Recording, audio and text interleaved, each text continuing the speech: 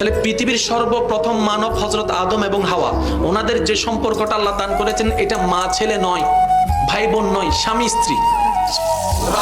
তার মানে পৃথিবীর বুকে আল্লাহ তাআলা সম্পর্কের সূচনা করেছেন স্বামী স্ত্রী দিয়ে। এবার আপনি চলে গেলেন কবরে, কবরওয়ালার সাথে দুনিয়ার ওয়ালার কোনো সম্পর্ক? ভাই ভাই, ভাই বোন, স্বামী স্ত্রী, সন্তান ছেলে, কিচ্ছু নাই। এবার হাসরে গেলেন, ওখানেও কিচ্ছু নাই। এবার যখন আপনি জান্নাতে যাবেন, সেখানে আপনি স্বামী থাকবেন, আপনার স্ত্রী থাকবে যদি আল্লাহ দয়া করে।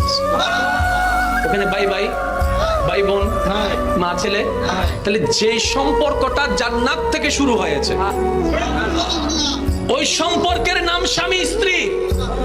যে সম্পর্কটা আজীবন থাকবে কিয়ামতের ময়দানে অনন্তকাল, ওই সম্পর্কের নাম স্বামী স্ত্রী। দুর্ভাগ্য আমাদের, ওই স্বামী স্ত্রীর বন্ধনের গুরুত্বটা না বোঝার কারণে আজকে আদালতে ডিভোর্সের হার বেড়ে গিয়েছে। আমার কথায় কষ্ট